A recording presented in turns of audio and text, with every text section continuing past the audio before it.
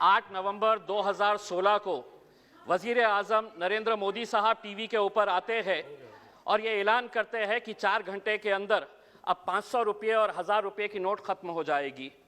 ये इसलिए फैसला नहीं लिया जाता है कि वो अपनी अहमियत जताना चाहते थे या मजाक के तौर के ऊपर ये फैसला लिया गया। उन्होंने उसका रीज़न दिया कि हम ये इसलिए कर रहे हैं कि हमें 3 बातों का हल चाहिए। एक तो ये है कि इसके ज़रिए हम ब्लैक मनी हासिल करेंगे, दूसरा ये है कि आज जो मार्केट के अंदर जो काउंटरफीट नोट्स है, जो नकली नोट्स बाजारों में है, उसके ऊपर हम कंट्रोल करेंगे, और तीसरा ये है कि हम डिजिटल पेमेंट को बढ़ावा देंगे। मैं आज ये सवाल करना चाह रहा हूं कि 2016 से आज 2020 है, उस वक्त जो बातें की गई थी और 2020 की हकीकत क्या है वो मैं आपको बताना चाहता हूं। ब्लैक मनी के बारे में उस वक्त बताया गया था कि 3 से 4 लाख करोड़ रुपया ब्लैक मनी का निकाला जाएगा, तो निकला कितना? 1.3 लाख करोड़ रुपीस निकला। जो काउंटरफीट नोट्स 2016 के अंदर जब ये डिमोनेटाइजेशन किया गया तो उस वक्त 6.32 लाख पीसेस नोट्स जो थे, जो काउंटरफीट नोट्स थे, वो मिले थे। 2020 के मैं आपको आंकड़े बताता हूं कि नकली नोटों का चलन आज भी कितना है, तो 18.87 लाख पीसेस आज भी नकली नोटों के आरबीआई और अलग अलग बैंक्स के अंदर। यानी कि इसका मतलब यह हुआ कि ना तो ब्लैक मनी हासिल हुई और ना जो नकली नोट थे उसके ऊपर आप काबू पाए। डिजिटल पेमेंट यकीनन थोड़ा बड़ा है, लेकिन उसके लिए क्या इतना बड़ा फैसला लेना कि हम डिमोनेटाइजेशन करेंगे, ये गलत है। मैं समझता हूं कि उस वक्त जब ये फैसला लिया गया था तो इस सदन के अंदर बैठे हुए जितने भी लोग थे बड़े जोरदार तरीके से तालियां बजाए थे। आज मैं ये पूछना चाहता हूं कि क्या आप में इतनी हिम्मत है कि अपने सरकार और अपने वजीर आजम से पूछे कि आपने 2016 के अंदर हमको लाइनों के अंदर खड़े किया था और ये बताया था कि इससे ये हासिल होगा, लेकिन ये हासिल नहीं हुआ। ये बजट के भाषण का हिस्सा नहीं बनेगा। इसलिए नहीं बनेगा क्योंकि उस वक्त आपने गलत लोगों को गुमराह किया था। मैं अध्यक्ष महोदय आपसे एक बात करना चाहता हूं। मैं ये सवाल भारतीय जनता पार्टी से नहीं करना चाहता हूं क्योंकि माइनॉरिटीज का इनसे कोई लेना देना नहीं है, लेकिन the so called secular parties जिनके बीच में मैं यहां पर बैठा हूं, माइनॉरिटी के बजट के अंदर 1024 करोड़ रुपए की कटौती की गई है। क्या वजह है कि यह मुद्दा सिर्फ इम्तियाज जलील उठाएगा?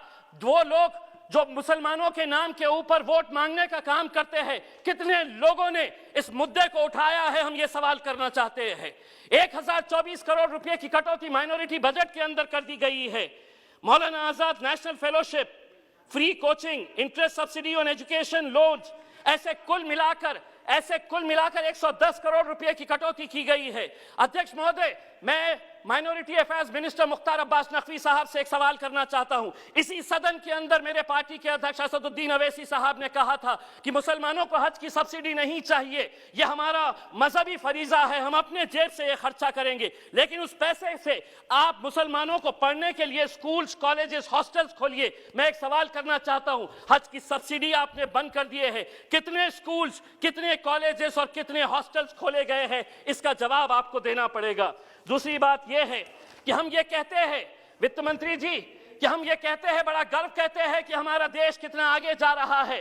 पेट्रोल और डीजल के मामले में हम किसके साथ मुकाबला कर रहे हैं? हमारे से आगे कौन कौन देश है साउथ ईस्ट एशिया के अंदर, जिसमें नेपाल है, भूटान है, जिसमें मलेशिया है और जिसमें पाकिस्तान है। ये सभी देशों के अंदर पेट्रोल और डीजल की कीमत क्या है आप अच्छी तरह से जानते हैं। और हम ये कहेंगे कि नहीं, पेट्रोल और डीजल हम बजट के अंदर इसका जिक्र नहीं करेंगे, लेकिन धीरे धीरे 1-1, 2-2 बढ़ाते रहिएगा। आपका समय समाप्त हुआ है। अध्यक्ष महोदय, दूसरी बात यह है कि आपने ये ऐलान किया है कि 100 सैनिक स्कूल्स बनाएंगे। हम ये आपसे अनुरोध करेंगे कि औरंगाबाद में भी एक सैनिक स्कूल बनाया जाए करके। दूसरी बात यह है कि आप बैंक्स बेच रहे, आप एयर इंडिया बेच रहे, आप हर चीज बेच रहे, लेकिन आप बैंक्स अगर बेच रहे हैं तो मैं आपसे कुछ सवाल करना चाहता हूं। ये आरटीआई के अंदर आरबीआई के जरिए ये सवाल का जवाब मिला है कि पिछले कुछ सालों के अंदर 50 विलफुल डिफॉल्टर्स जो बड़े बड़े धन्ना सेठ है, जिसके बारे में अध्यक्ष महोदय सिर्फ एक मिनट, तो उसके लिए 68,600 करोड़ का राइट ऑफ किया गया है। एक पुणे में आरटीआई एक्टिविस्ट है विवेक वेलनकर, इसने 12 पीएसबी बैंक जो है पब्लिक सेक्टर बैंक्स, इसका सर्वे किया, पूरे आरटीआई से डॉक्यूमेंट्स निकाले हैं और उसके अंदर यह पता चला है आपकी दौरे हुकूमत के अंदर पिछले 8 सालों के अंदर, बस एक मिनट, पिछले 8 सालों के अंदर 6.32 लाख करोड़ रुपए लोन राइट ऑफ किया गया है। अब आप जवाब देते वक्त ये कहेंगे कि राइट ऑफ का मतलब ये नहीं है ये पैसा नहीं लिए, लेकिन सिर्फ महज 7%।